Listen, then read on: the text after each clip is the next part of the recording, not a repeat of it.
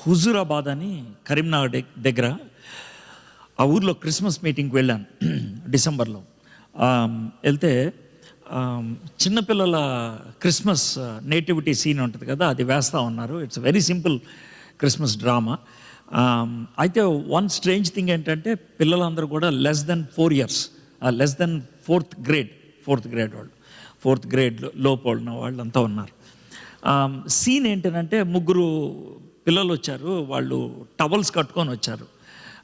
Maybe మీకు understand అయిపోయాను అంటే దాని ముగ్గురు కూడా గొర్రెల కాపర్లు అనేసి. అందుట్లో 2 పిల్లలు 4th గ్రేడ్ వాళ్ళు, ఒకడు 1st గ్రేడ్ వాడు.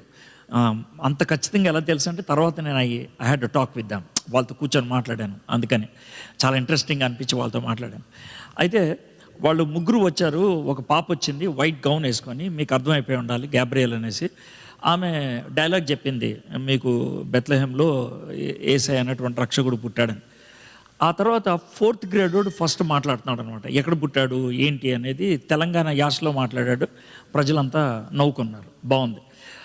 ఆ తర్వాత వాళ్ళ ముగ్గురికి ఒకటే మైక్ ఇచ్చారు. సో వాడు ఇలా మైక్ పట్టుకొని, వాడు పక్కన 1వ క్లాస్ వాడు ఉన్నాడు, వాడికి ఇవ్వాలన్నమాట. అరే నెక్స్ట్ నువ్వేరా అని అన్నాడు.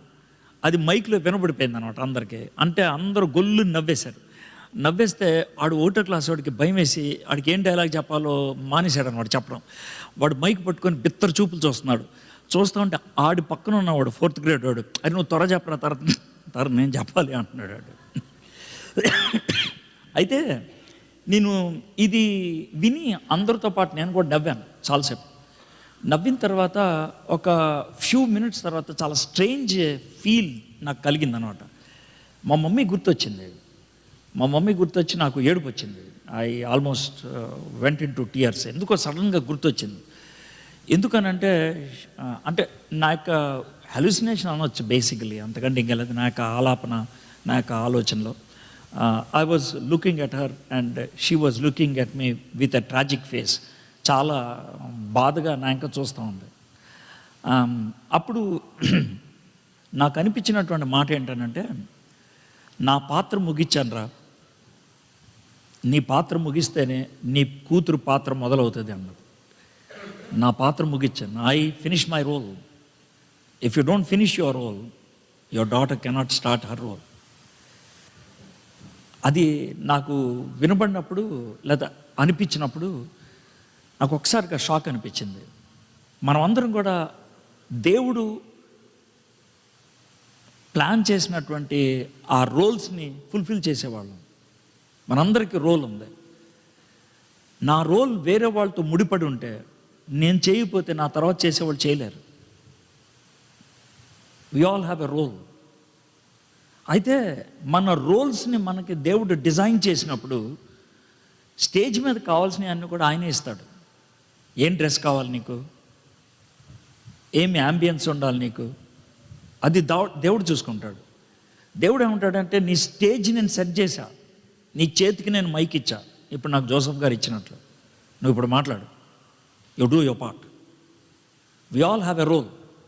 ఒకవేళ ఇక్కడ కూర్చున్న వాళ్ళు ఎవరైనా సరే నాకు రోల్ లేదనంటే, మీకు ఒకటే రోల్, నరకంకి వెళ్ళే రోల్. I mean it. నాకు రోల్ లేదు అనుకుంటా. If you are a Christian, if you believe in Jesus Christ and if you believe he is your captain, you have a role. I don't know what's your role. Adi major role or minor role, I don't care. You have a role. Have you identified your role? Identify చేసుకున్న తర్వాత ఆ రోల్ని fulfil చేయడానికి మీరు రెడీగా ఉన్నారా? Sir మీరు చెప్పే మాట్లాడండి సార్, దేవుడు నాకు రోల్ ఇవ్వటం ఏంటి, నేను ఫుల్ఫిల్ చేయటం ఏంటి, నేను అంత పెద్దోన్నా అంత పెద్దదన్నా అనవద్దు. దేవుడు ఇచ్చేటువంటి రోల్ని ఫుల్ఫిల్ చేయాలంటే మనకు ఉండాల్సిన ఏంటి అనేదాన్ని ఈరోజు మీకు చెప్పాలనుకుంటున్నాను. మార్నింగ్ ఒకటే వర్స్ మీద మాట్లాడా, ఇప్పుడు కూడా ఒకటే వర్స్ మీద, ఓన్లీ 1 verse. కానీ చాలా లాంగ్ ఇంట్రొడక్షన్ ఇవ్వాలి. Maybe I will cover a book in introducing. ఒక బుక్ మొత్తాన్ని కవర్ చేసేయచ్చు బైబిల్లోంచి. I will do it probably very quickly, very fast. But I will be studying only 1 verse. ఈరోజు నేను చూడదలుచుకుంది ద క్యారెక్టర్ ఆఫ్ ఎలైజా. ఎలైజాని దేవుడు ఎలాంటి రోల్ ఇవ్వదలుచుకున్నాడు, దానికి ముందు దేవుడు ప్రిపేర్ చేసినటువంటి రోల్ ఏంటి, స్టేజ్ ఏంటి, దాన్ని మనం చూసి ఆ రోల్ ఫుల్ఫిల్ చేయడానికి ఎలైజాకు ఉన్నటువంటి ప్రాముఖ్యమైనటువంటి క్యారెక్టర్స్, అట్రిబ్యూట్స్, ట్రైట్స్ ఏంటో అనేది మనం చూద్దాం. నేను మాట్లాడేది ఒకటే వర్స్ మీద, 1 Kings 17:1, మొదటి రాజుల గ్రంథం 17వ అధ్యాయం మొదటి వచనం. ఓకే, దానికి ముందు 500 years ఏం జరిగిందో మీకు స్టోరీగా చెప్తాను. 500 years స్టోరీ మీకు ముందు చెప్తాను. 1947 అనగానే మీకు ఏమైనా క్లిక్ అవుద్దా? Thank you. నేను ఒకవేళ అమెరికన్స్ మధ్యన ఆ విధంగా అన్నాను అనుకోండి, వాళ్ళకేం క్లిక్ అవుతుంది, మీకు క్లిక్ అవుతుంది. గుడ్. సో 1947 అంటే ఇండియన్స్కి ఎలా క్లిక్ అవుతుందో, 1446 BC అంటే జూస్కి క్లిక్ అవుద్ది. 1446 1446 ఎందుకంటారేమో, ఆ సంవత్సరం నీసాన్ మాసం 14వ తారీఖున వాళ్ళకి ఇండిపెండెన్స్ వచ్చింది. నీసాన్ మాసం అంటే మనకి మార్చ్ ఏప్రిల్. ఆ రోజున వాళ్ళు పస్కా పండగ చేసుకొని ఆ రోజు ఐగుప్తు దేశం నుంచి బయటపడతాం మొదలుపెట్టారు. So they remember that. ప్రతి సంవత్సరం పస్కా పండగ వాళ్ళు చేసుకుంటారు. నీసాన్ మాసం 14వ రోజు అది చేసుకుంటారు. జీసస్ క్రైస్ట్ ఆ రోజున చనిపోయాడు. He was sacrificed on that day. So that is a beautiful moment అన్నమాట. అయితే 1446లో వాళ్ళు ఐగుప్తు దేశం వదిలి బయట రావడం మొదలుపెట్టారు. 40 years మోషే నడిపించాడు. యోర్దాన్ నది ఒడ్డు దాకా తెచ్చాడు. అక్కడి నుంచి యెహోషువ నడిపించాడు. 25 years యెహోషువ నడిపించాడు. 7 years యుద్ధాలు చేశాడు. 18 years ఆయన ఊరు పెద్దగా, పంచాయతీ ప్రెసిడెంట్గా, సర్పంచ్గా పనిచేశాడు. బిబ్లికల్ నేమ్ దాన్ని న్యాయాధిపతి అంటారు. ఓకే, ఆ తర్వాత చాలామంది న్యాయాధిపతులు వచ్చారు, రఫ్లీ 19. అందులో మనకి మేజర్గా 6 తెలుసు. గిద్యోను ఇలాంటి వాళ్ళు, సంసోను, దెబోరా ఇలాంటి వాళ్ళు. సో వాళ్ళందరూ ఇలాగ నడిపిస్తూ ఉన్నప్పుడు చివరిగా ఉన్నటువంటి న్యాయాధిపతి సమూయేలు న్యాయాధిపతిగా ఉన్నప్పుడు ఇశ్రాయేలీల్లో పెద్దలు కొంతమంది సమూయేలు దగ్గరికి వచ్చారు. అయ్యగారు, మాకేం నచ్చలేదు సార్. ఏంట్రా నచ్చందే? ఏం లేదు సార్, ఇప్పుడు మన చుట్టూ దేశాలకు వెళ్ళామనుకోండి, ఒకటి ఉంది మనకు లేదు. ఏంట్రా లేదు మనకి? సార్, ఒక పెద్ద సీట్ ఉంటుంది సార్, ఆ సీట్ మీద ఒక ఆయన ఇలా కూర్చుంటాడు సార్, ద్రాక్షారసం పట్టరా అంటే తెస్తారు సార్. అది లేదు సార్ మనకి. అదే రాజుగారా? అవును సార్, మన రాజుగారు లేరు సార్. రాజుగారు ఉంటే బాగుంటుంది. వద్దురా, మంచిది కాదు రాజుగారు. ఎందుకు మంచిది కాదు సార్? చాలా చెప్పచ్చు కానీ 2 చెప్పండి రా. అది చెప్పండి. 1, రాజుగారు వచ్చాడు అనుకో, నీకు ఒక అందమైన కూతురు పుట్టిందనుకో, ఆ కూతురికి 12 ఏళ్ళు 13 ఏళ్ళు వచ్చిందనుకో, నాకు ఇచ్చారా అంటాడు. ఎందుకు అన్నట్టు నా ఇష్టం అంటాడు. ఏం చేస్తాడు సార్? పెళ్లి చేసుకుంటాడు, ఉంచుకుంటాడు, వాడుకుంటాడు, చంపేస్తాడు. ఏం చేయొచ్చు? ఏమైనా చేయొచ్చు. నీ అందమైన కూతుర్లందరినీ తీసుకొని వెళ్ళిపోతాడు ఆయన ఆపలేడు. ఇది మొదటి ప్రాబ్లం. ఇక 2వది, నీ పొలం బాగా పండింది అనుకో, అరే నాకు 50 ఇవ్వరా అంటాడు. అదేంటి సార్ మరి 50 అంటున్నావు అంటే, ఈయన లేపేంటారు, మొత్తం లేపేయచ్చు అంటాడు. ఏమైనా చేయొచ్చు. ఎందుకు మీకు అని అంటే, వాళ్ళు లేదు సార్ మాకు రాజు కావాలి అని అంటే, సమయాలు చాలా బాధతో దేవుని సన్నిధిలోకి, ఎందుకు బాధపడతావు? వాళ్ళు రిజెక్ట్ చేసి నిన్ను కాదు, నన్ను. వాళ్ళకు రాజునిద్దాంలే అని ఒక రాజునిచ్చాడు. ఆయన పేరే సౌలు. క్రీస్తు పూర్వం 1050లో ఆయన రాజు అయ్యాడు. BC 1050. ఆయన 40 years కింగ్గా ఉన్నాడు. ఆయన చచ్చిపోయాడు. ఆ తర్వాత డేవిడ్ రాజు అయ్యాడు 1010 BCలో. ఆయన 40 years ఉన్నాడు కింగ్గా, ఆయన చచ్చిపోయాడు. ఆ తర్వాత 970 BCలో సోలమన్ కింగ్ అయ్యాడు. ఆయన 40 years ఉన్నాడు. 930లో ఆయన చచ్చిపోయాడు. అయితే 970 నుంచి 930 దాకా సోలమన్ కింగ్గా ఉన్నప్పుడు 40 yearsలో ఏం జరిగిందో మనకి 11 ఈవెంట్స్ చూపించారు. 11 ఈవెంట్స్. ఈ 11 ఈవెంట్స్ మొదటి రాజుల గ్రంథం మొదటి 11 అధ్యాయాలు. సో నేను రన్ త్రూ చేస్తాను ఒక స్టోరీ లాగా. అంటే ఒక మాటలో చెప్పాలంటే మొదటి రాజుల గ్రంథం 16 అధ్యాయాలు రన్ త్రూ చేసేస్తాను నేను. I will run through story లాగా చెప్తా ప్రతి చాప్టర్ని నెరేటివ్ స్టైల్లో. అయిపోయిన తర్వాత ఒక్క వర్స్ మీకు చూపిస్తా, అంటే నేను చెప్పింది కరెక్టో కాదో మీకు తెలియడానికి. ఓకే, ఇప్పుడు ఫస్ట్ కింగ్స్ చాప్టర్ 1 వద్దాం. డేవిడ్కి 69 ఏజ్. అప్పుడు చాలా ముసలోడు, ఆరోగ్యం లేదు ఆయనకి. ఆయన కూర్చొని ఉన్నాడు, పనోళ్ళు ఉంటారనమాట. ఆయనకి పనోడు ఒక ఆయన వచ్చి, అయ్యగారు ఏంట్రా మీ భార్య గారు ఏదో మాట్లాడతారంటండి మీతో అని అన్నాడు. యూజువల్గా మనోళ్ళు ఎవరినైతే అంటే భార్య గారా, సరే రమ్మని అన్నారు. కానీ డేవిడ్ ఏమని ఉంటాడంటే ఏ భార్యరా అని ఉంటాడు. ఎందుకంటే చాలామంది అన్నారు కదా, అందుకనే బెత్షెబా గారు సార్ అన్నాడు. సార్ రమన్ అని అంటే వచ్చింది. వచ్చి ఆమె ఏడుస్తూనే వచ్చింది, రావటం. ఏడుస్తున్నటువంటి భార్యను చూస్తే ఈ భర్తకు ఎవరికైనా ఇరిటేషన్ వస్తుంది, ఆయనకి ఇరిటేషన్ వచ్చి ఉంటుంది. ఏంటి ఏడుస్తున్నావు అంటే, కాదండి మీతో వచ్చిన మాట చెప్దాం వచ్చాను. చెప్పు. మరి మనం తప్పు చేసాం, అది ఎప్పుడో కదా, అది ఎప్పుడో చేసింది ఇప్పుడు గుర్తు చేయాలా? కాదండి తప్పు చేసాం, అప్పుడు ఒక బాబు పుట్టాడు, అది చచ్చిపోయాడు కదా. కరెక్టే, అది చచ్చిపోక ముందు మీరు చాలా ప్రార్థన చేశాను కదా. అంటే దేవుడు తీసేసుకున్నాడు. అవును తీసేసుకున్నాడు. దేవుడు మనల్ని క్షమించాడు కదా. క్షమించాడులేండి, క్షమించాడు. దేవుడు మనల్ని క్షమించాడు. క్షమించి ఒక కొడుకునిచ్చాడా? అవును కొడుకునిచ్చాడు. ఆడేగా సాల్మన్. అవును సాల్మన్ ఆడే. మీరు సాల్మన్ పుట్టినప్పుడు ఏం చేశారు తెలుసా? ఏం చేశాను? వీడే నా తదనంతరం రాజు అని అన్నారు లేదా? అవును అన్నాను. మరి ఆడెవడో ఇంకోడెవడో రాజే కూర్చున్నాడు. ఆడు మీరు రేపో మాపో పోయేటట్టున్నారు. ఎలాగిప్పుడు అని అంటే,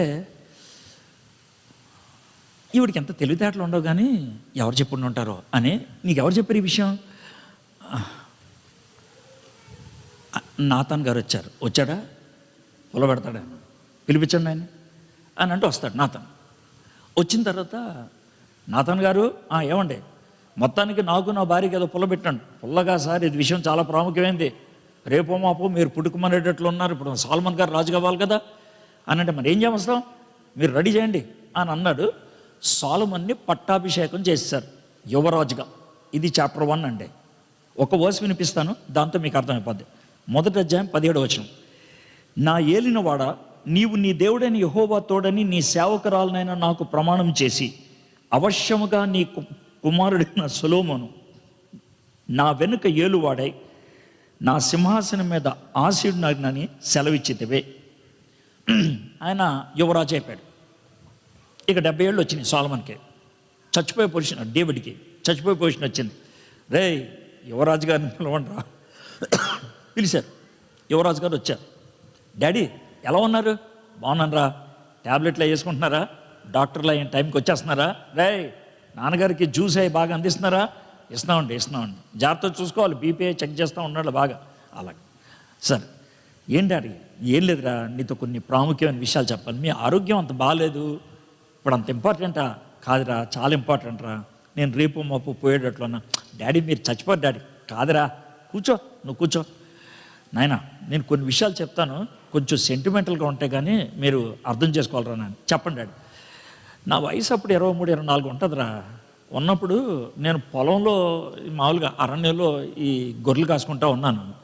మన ఇంటి దగ్గర ఒకడు ఉండేవాడే పెద్దోడు, ఆడు పిలిచాడు రా, దావీదో అని పిలిచాడు. ఏంట్రా అని అంటే, మీ డాడీ రమ్మన్నాడు రా అని అన్నాడు. ఏంట్రా ఏమన్నా గొడవ అవుతుందా? గొడవ ఏం లేదురా. మరి ఏంటి ఏమరా, ఎవరో శామ్యూల్ గారు అంటే వచ్చారు, ఇంటి బయట అందరు నుంచున్నారా అంటే ఏమన్నా గొడవ ఏంటంటే, లేదురా నేను రమ్మన్నారు అర్జెంటుగా అని అంటే, సర్లే అరే కొంచెం మా గొర్రెలు చూడండిరా అని నేను వెళ్ళాను రా. ఆడికి వెళ్ళానో లేదో నాకు ఇంట్రడక్షన్ లేదు, ఏమి లేదు. ఆ శామ్యూల్ గారు పెద్ద ఆయన ఉంటాడు కదా, ఆయన నెత్తి మీద చేసాడు, నా నెత్తి మీద నూనె పోసాడు, నేను అభిషేకం చేసి ప్రార్థన చేశాడు రా.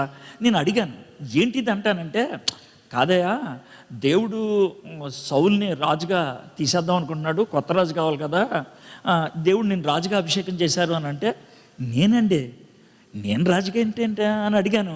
అడిగితే విషయం ఏంటంటే, మీ నాన్నగారి పేరు చెప్పారు, దేవుడు చెప్పి జెస్సీ ఇంట్లో కొడుకు అని చెప్పారు. అయితే మీ నాన్నగారి దగ్గరికి వచ్చి ఏమండి కొడుకులందరినీ వరుసగా పెట్టమంటే పెట్టారు. పెడితే సార్ సైలెంట్ అయిపోయారు మీరు. అంటే చెప్పొచ్చో లేదా అని. చెప్పండి ప్లీజ్ చెప్పండి. "ఆ, మీ నాన్నగారు చెప్పండి సార్, మీ నాన్నగారు మీ అన్నోళ్ళందరినీ పెట్టాడు." పెడతాడు మా నాన్నగారు మా అన్నోళ్ళందరినీ.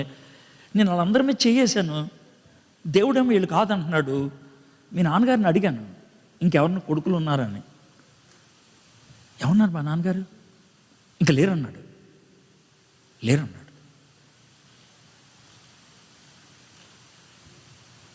తర్వాత నేను అడిగితే ఒకడున్నాడులే, గొర్రెలు కాసుకుంటాడు పొలంలో అంటే మిమ్మల్ని తీసుకొచ్చారు.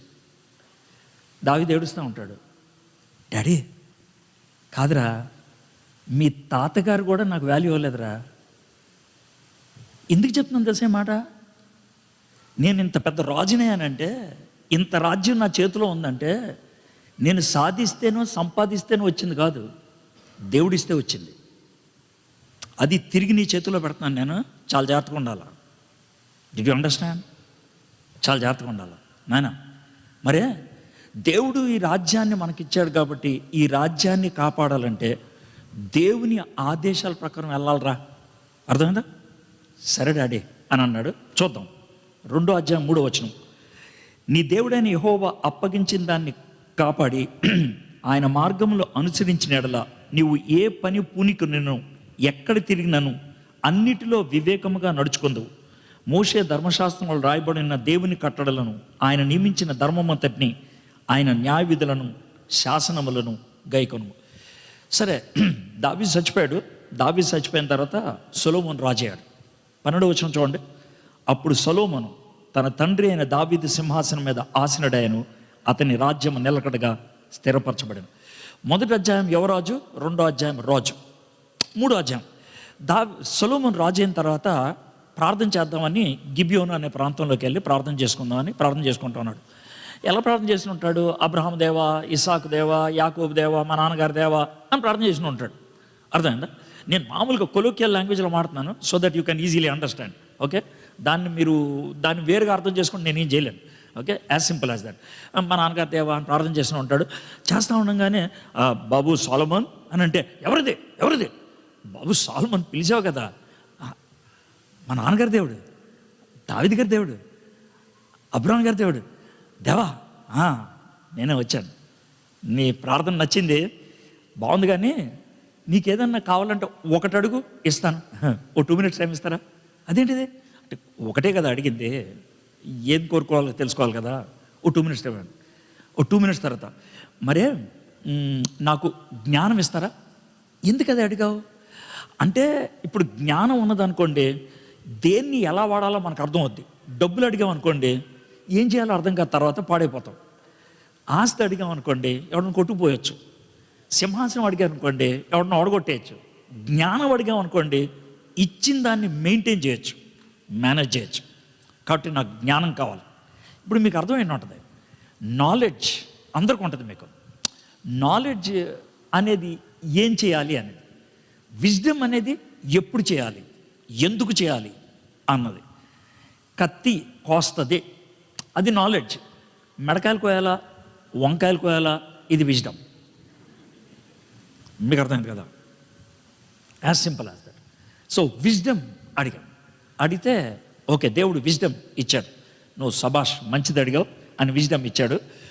3వ అధ్యాయం 5వ వచనం.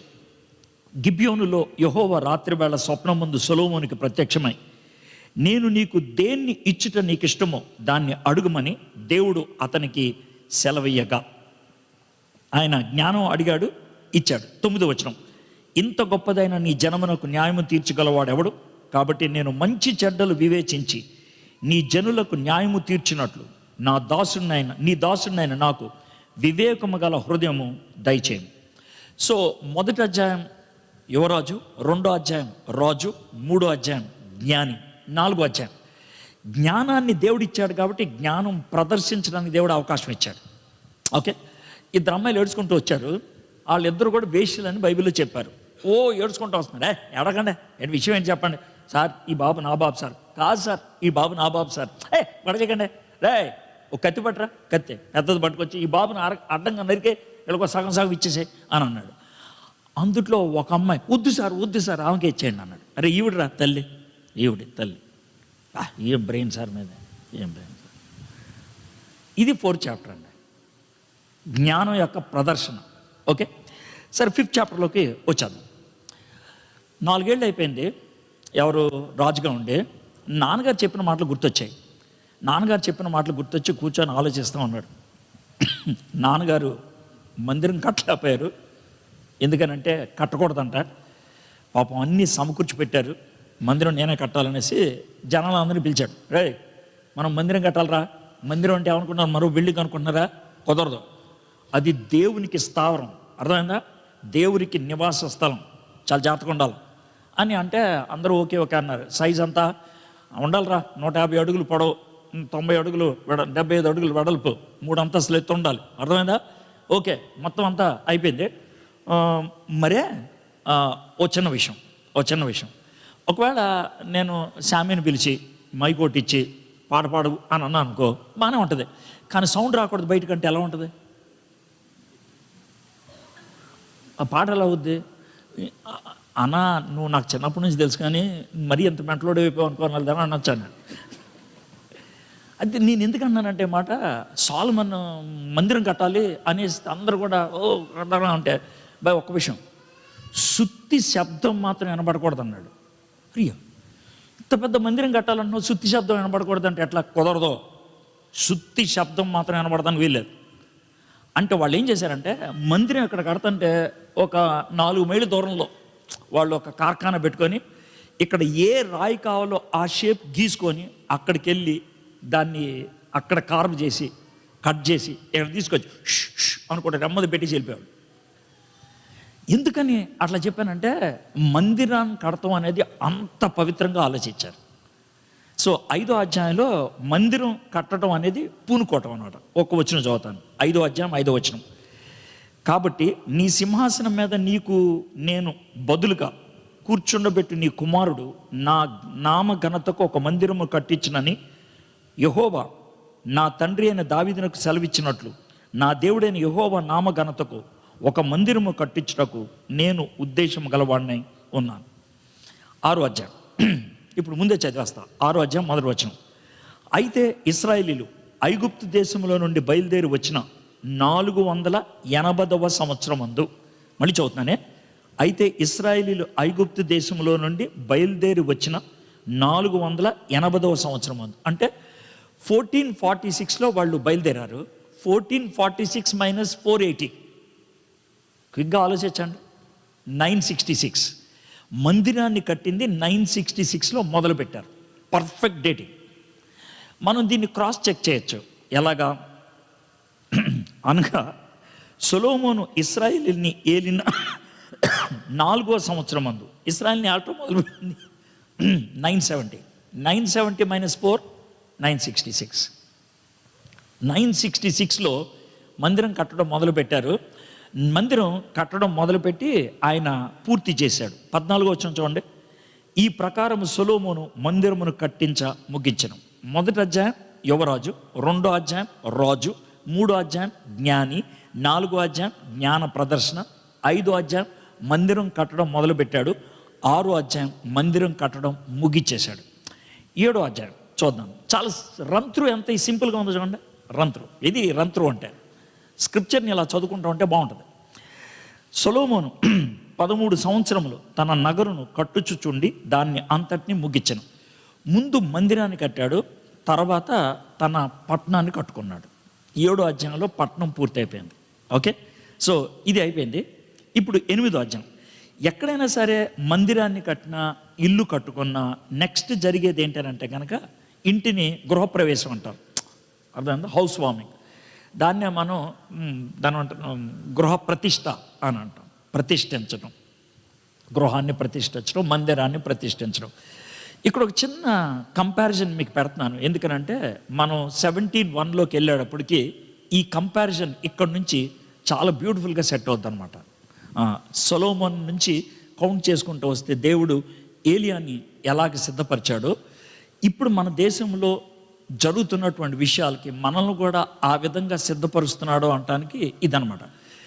జనవరి 22వ తారీఖున ఈ సంవత్సరంలో ఒకటి జరిగింది. ఏంటనంటే, భారతదేశంలో ఉన్నటువంటి వాళ్ళు ఒకవేళ 500 సంవత్సరాల తర్వాత అయినా 2024 జనవరి 22 గుర్తుపెట్టుకుంటారు.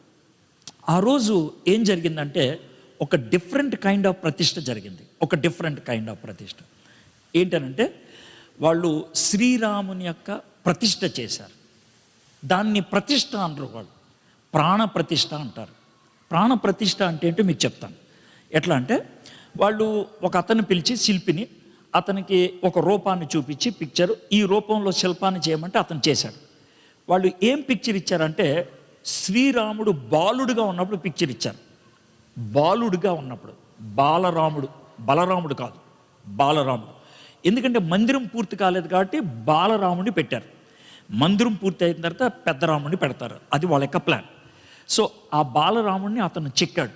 చెక్కిన తర్వాత సెవరల్ డేస్ ఆ బొమ్మ మీద వీళ్ళు పూజలు చేస్తారు, ఆ శిల్పం మీద పూజలు చేస్తారు. చేసిన తర్వాత జనవరి 22వ తారీఖున జరిగింది ఏంటి అనంటే, కొన్ని వేల మంది పూజలు చేస్తూ ఉన్నప్పుడు ఆ బాలరాముడికి హ్యాండ్ కర్చీఫ్ కట్టాడు, కళ్ళకి కట్టినటువంటి ఆ కళ్ళకు కట్టినటువంటి కర్చీఫ్ని నరేంద్ర మోడీ గారు తీశారు. తీసినప్పుడు వాళ్ళ నమ్మకం, వాళ్ళు ఆశించింది ఏంటనంటే సాక్షాత్తు రాముడు వచ్చి ఆ రాయిలో కూర్చుంటాడు. దాన్ని ప్రాణప్రతిష్ఠ అంటారు. ఇప్పుడు రాముడు ఆ రాయిలో ఉన్నాడు కాబట్టి ఆ రాయిని తిట్టినా, ఆ రాయిని ఏమన్నా రాముడిని అన్నట్లే, ఎందుకంటే ఆయన ఉన్నాడు కాబట్టి. 560 సంవత్సరాలు అయింది అయోధ్యలోంచి రాముడు వెళ్ళిపోయి, బాబర్ టైంలో వెళ్ళిపోయాడు. 560 సంవత్సరాల తర్వాత రాముడిని మళ్ళీ తీసుకొచ్చారు, కూర్చోపెట్టారు. ఇప్పుడు రామరాజ్యం మొదలవ్వాలి. పార్లమెంట్లో నరేంద్ర మోడీ గారు చెప్పారు, మొదటిసారి ఎలక్షన్లు గెలిచాం, రోడ్లు బాగు చేసాం. రెండోసారి ఎలక్షన్ గెలిచాం, రోడ్డు వేసాం. ఇప్పుడు మూడోసారి గెలుస్తాం, 1000 ఏళ్ల పాలన మొదలవుతుంది అన్నాడు ఆయన. That's what he said. పార్లమెంట్లో చెప్పిన మాట అది. 1000 ఏళ్ల పాలన మొదలవుతుంది. మల్లికార్జున్ ఖార్గే గారు ఆ మాటకి స్పందిస్తూ ఇక ఎలక్షన్లు ఉండవా అని అన్నాడు ఆయన. But what ever it is, ఏం జరుగుతుందనంటే భారతదేశాన్ని రామరాజ్యం చేయాలి, అది వాళ్ళకు ఉన్నటువంటి ప్లాన్. చాలా క్లియర్గా వాళ్ళు ఎక్స్ప్రెస్ చేస్తూ ఉన్నారు. మీరు గుర్తుపెట్టుకోండి, మీరు అమెరికన్ సిటిజన్షిప్ వచ్చినప్పటికీ మీ పుట్టుక భారతదేశం. You cannot forget that. You have a role to play. ఫిజికల్గా ఉంటుందా, మెంటల్గా ఉంటుందా, స్పిరిచువల్గా ఉంటుందా, I don't know. You have a role to play. You cannot just wash off your hands, చేతులు కడుక్కొని వెళ్ళిపోతాను అంటానికి కుదరదు. You have a role to play. You need to ask God, ప్రభా 2024 నాటికి నన్ను క్రైస్తవురాలుగా ఉంచావు కాబట్టి ఐ హ్యావ్ ఎ రోల్. ఏంటి ఆ రోల్? అది వాట్ ఈజ్ మై రోల్? సరే, ఈయన ఏం చేశాడు? ప్రార్థన చేశాడు, ప్రభా ఈ మందిరం నీ కోసం కట్టామని 1,42,000 జంతువుల్ని బలిచ్చాడు. బలిస్తే దేవుడు ఆనందించి ఆ ప్రతిష్ఠించినటువంటి మందిరాన్ని ఆయన స్వీకరించడానికి ఇష్టపడ్డాడు. ఇది 8వ అధ్యాయం. 9వ అధ్యాయం, దేవుడు సొలొమోనుకి రెండోసారి కనబడ్డాడు. చూద్దాం 9వ అధ్యాయం 2వ వచనం. గిబియోనులో ప్రత్యక్షమైనట్లు రెండో మారు యెహోవా సొలొమోనుకి ప్రత్యక్షమై రెండో మారు కనబడి సొలొమోను, మందిరం కట్టో బాగుంది, నాకు నచ్చింది ఈ మందిరం, ఇక్కడి నుంచే నా కార్యకలాపాలన్నీ నడుస్తూ ఉంటాయి. అంటే ఏంటి ప్రభా అని అంటే, ఇది పవర్ హౌస్ లాంటిది. ఊర్లో కరెంటు పోతే ఇక్కడికి ఫోన్ చేస్తారు, ఎందుకంటే ఇక్కడ స్విచ్ చేస్తే ఊర్లో కరెంట్ వస్తుంది, ఇక్కడ స్విచ్ ఆపేస్తే ఊర్లో కరెంట్ పోద్ది. So in the same way ప్రపంచంలో ఏం జరుగుతున్నా ఇక్కడి నుంచే దాని కంట్రోల్. ఇది నా మందిరం, ఇది నా ప్లేస్. దేవుడు చాలా స్పష్టంగా చెప్పాడు.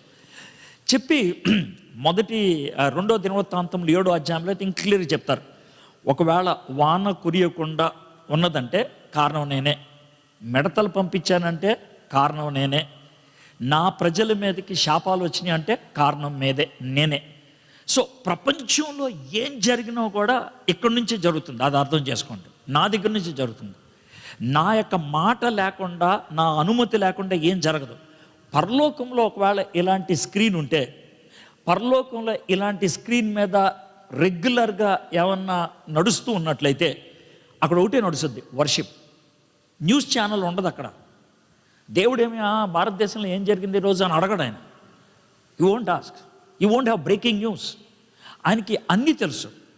అంటే కోవిడ్ ఆయన అనుమతిస్తేనే వచ్చేది, లేకపోతే రాదు. గుర్తుపెట్టుకోండి, నీకు దోమ కొట్టాలన్నా కూడా ఆయన అనుమతిస్తేనే. ఇంకా పచ్చి భాషలో చెప్పాలంటే బాత్రూంలోకి వెళ్ళి స్నానం చేసినప్పుడు 2 ఎంటుకలు రాలిని అంటే ఆయన అనుమతి లేకుండా జరగదు. నేనేమి ఎగ్జాజరేట్ చేసి చెప్పట్లా. మత్తయి సువార్తలో అదే ఉంది, నీ తల వెంట్రుకలు లెక్క పెట్టినవాడు అని. డూ యూ అండర్స్టాండ్ నా? సో ఆయన కంట్రోల్ అంత ఉంటుంది, ఆయన కంట్రోల్ అంత ఉంటుంది. ఈ సావరిన్. కాబట్టి ఆ సావరిన్ గాడ్ని వ్యతిరేకించగలిగేది ఈ దునియాలో ఒక్కడే, అది నువ్వు నేను. ఆ వ్యతిరేకించడమే పాపం, దాన్ని కాదు అనుకోవటమే పాపం. ఇప్పుడు మీకు పాపం అంటే ఏంటో మీకు అర్థం అవ్వాలి. దునియాని సృష్టించి దునియాని బాదుషాగా ఏళ్తున్నటువంటి ఆయన పక్కా జరగవా అదనమాట పాపం అంటే. That is sin, that is sin. So అలాంటిది జరిగినప్పుడు నేను ఖచ్చితంగా ఇవన్నీ పంపిస్తాను. అయితే నా పేరు పెట్టబడినటువంటి నా ప్రజలు తమను తాము తగ్గించుకొని ప్రార్థన చేస్తే ఇక్కడ నుండి దాన్ని అంతటిని కూడా తీసేస్తాను నేను. సో అది మందిరం నుంచి జరుగుద్ది అని అంటే సూపర్ సూపర్ అని అనుకున్నాను. అయితే ఒక మాట ఏంటనంటే నువ్వు ప్రతిష్ఠిస్తున్నావు, అంత బాగా చేస్తున్నావు, కానీ మీ నాన్నగారు లాగా నువ్వు నా మార్గంలో నడవకపోతే నువ్వు ఎంత గొప్పోడువైనా సరే నేను పీకేస్తాను. ఆయన ఉపయోగించినటువంటి డైలాగ్ కొంచెం చెడ్డగా ఉంటుంది. ఎలా ఉంటుంది? నేను చింపేస్తా అన్నాడు. అదేంటి ప్రభు అంటే, అవును నీ రాజ్యాన్ని 2 చేస్తాను నేను. I will tear it into 2, I tear it apart. చింపేస్తా. నువ్వు ప్రతిష్ఠించావు, గుర్తుపెట్టుకో. నన్ను ప్రతిష్ట అంటే ఏంటి తెలుసా? ఇప్పుడు మన ఇంటికి ఎవరిని వచ్చే 2 రోజుల్లో ఉండి వెళ్ళిపోతానన్న వాళ్ళు వారం రోజులు ఉన్నారనుకోండి, మనకు చిరాకేస్తుంది. అమెరికాలో మరీ ఎక్కువ. అర్థమైందా? చిరాకు, ఈడెప్పుడు పోతాడా అని ఉంటుంది, చిరాకేస్తుంది. పక్కింటి వాళ్ళు వచ్చి అడిగారు అనుకో, ఏంటంటే ఆయన వచ్చి వారం 10 రోజులు ఉండి ఏం చేయమంటారు అంటే, టెస్ట్ వేసి కూర్చున్నాడు సార్ ఇక్కడ అంటారు. That is the usual dialogue. Test అంటే ఏంటి తెలుసా? నాకు ఇష్టం లేకుండా వాడు వచ్చి కూర్చున్నాడు. టెస్ట్కి ముందు ప్రా పెడితే ప్రతిష్ట. టెస్ట్కి ప్రతిష్టకి ఉన్న సింపుల్ తేడా ఏంటంటే, టెస్ట్ నాకు ఇష్టం లేకున్నాను, ప్రతిష్ట నేను ఇష్టపడి ఉంచుకున్నాను. దేవుడు టెస్ట్ చేసుకొని ఉండడు, ప్రతిష్ఠిస్తే ఉంటాడు. దేవుడు బలవంతంగా మన హృదయంలోకి రాడు. దేవుడు మనం పిలిస్తే వస్తాడు, ఇష్టపడితే ఉంటాడు, లేకపోతే ఆయన ఉండడాన్ని. ఆ విషయం గుర్తుపెట్టుకోండి. So that is how God works. ఆయన బలవంతం చేయడాన్ని, బతిమలాడతాడాన్ని. He pleads. దేవుడికి ఇంకో గుణం ఉంది. ఏంటంటే, మన హృదయంలో సింహాసనం ఉంటుంది కదా, ఆ సోఫా కాదు. ఎన్నిసార్లు 3 సార్లు చెప్పారంటారేమో మీ క్లారిటీ కోసం. సోఫా కాదు, అది సింగిల్ సీట్ అది. దాని మీద ఒకళ్ళే కూర్చుంటారు. మళ్ళీ చెప్తున్నా, పక్క యేసు ప్రభు కూర్చుంటాడు, లేకపోతే నీ కోరికలు కూర్చుంటాయి, నీ ఇష్టాలు కూర్చుంటాయి. ఏసే కొంచెం పక్క జరగదు, అది కూర్చుంటుంది అంటే కుదరదు. Do understand? Jesus will not compromise, will not adjust. నేను అయితే Lord of all or not at all, ఈ రెండాట్లు ఏదో ఒకటి చెప్తాడు. నేను అన్నిటిపైన ప్రభువుని, లేకపోతే కాదు. సో సొలొమన్ టేక్ కేర్ అని అంటే ఓకే అని అన్నాడు. 4వ వచనం చదువుతున్నాను, 9వ అధ్యాయం. నీ తండ్రి అయిన దావీదు నడిచినట్లు నీవును యథార్థ హృదయుడివై నీతిని బట్టి నడుచుకొని నేను నీకు సెలవిచ్చినది అంతటి ప్రకారము చేసి నా కట్టడలను విధులను అనుసరించిన ఎడల. సరే, అయిపోయింది. 10వ అధ్యాయం సొలొమోన్ జీవితంలో ఎవరెస్ట్ శిఖరం లాంటిది. ఎవరెస్ట్ శిఖరం అంటే ఆ హైట్కి నా ఉద్దేశంలో పాత నిబంధనలు ఎవడూ వెళ్ళలేదు. Nobody has gone to that height. అది సొలొమోన్కే కాదు, ఓల్డ్ టెస్టమెంట్లో ఒకవేళ అబ్రహాం దగ్గర నుంచి గీత వేసుకుంటూ వెళ్తే కనుక టాప్ మోస్ట్ పాయింట్ ఏంటంటే 1 రాజుల 10వ అధ్యాయం. ఆ హైట్కి ఎవరు చేరుకోవాలి? ఏంటి ఆ హైట్ అని అంటే కనుక, సొలొమోన్ సింహాసనం మీద కూర్చొని ఉంటే అయ్యగారు, సార్ రాణిగారు ఎవరో వచ్చారు. ఏ రాణిరా? మనకు తెలియని రాణి ఎవరు? ఏమో సార్, ఆవిడ షేబా దేశపు రాణి అంట. షేబా దేశపు రాణియా? అరే తెలుసా నీకు షేబా దేశం ఎక్కడుందో? తెలియ సార్. ఇక్కడ నుంచి 2 నెలలు నడిస్తే వస్తుందిరా. ఉమ్మా, అంత దూరమా? చాలా దూరం రా. ఆవిడ ఎందుకు వచ్చింది? ఏమో సార్ మీతో ఒకసారి చూసి వెళ్ళిపోద్దంట. పిచ్చి ఆవిడకి ఏమన్నా 2 నెలలు నడిచి వచ్చి నన్ను చూసి మళ్ళీ 2 నెలలు నడుచుకుంటే వెళ్తుందా? ఏమో సార్ రమ్మని చెప్పు అని అంటే వచ్చింది. వచ్చిన తర్వాత ఏమ్మా ఏంటనంటే, సార్ నేను శబాదేవ్ రానియను సార్. ఎందుకు వచ్చావమ్మా అంటే, మా దేశంలో అమ్మ నువ్వు ఎందుకు వచ్చావమ్మా, మా ఊర్లో నువ్వు ఎందుకు వచ్చావమ్మా, అదే అన్న మా పేటలో ఎందుకు వచ్చావమ్మా, అదే సార్ మీరు చెప్పలేండి సార్, మా దేశంలో మా ఊర్లో మా పేటలో మీ గురించి చెప్పుకుంటున్నారు సార్. ఏంటి 2 నెలలు నడిస్తే కానీ రాని ఊర్లో నా గురించి చెప్పుకుంటున్నారా? అవును సార్, మీ జ్ఞానం అద్భుతం అంట కదా, మీ సూపర్ విజడం అంట కదా, అందుకే చెప్పుకుంటున్నారు సార్ అని ఒకసారి చూసి వెళ్దామని. మీకు అర్థమవుతుందా? సొలొమోన్ యొక్క ఖ్యాతి ఎంత దూరం వెళ్ళిందంటే 2 months ట్రావెల్ చేస్తే వెళ్ళే ప్లేస్కి వెళ్ళింది. అందుకే అన్నాను దీన్ని ఎవరెస్ట్ శిఖరం అని. అంత హైట్కి ఎదిగిపోయాడు ఆయన యొక్క జ్ఞానం.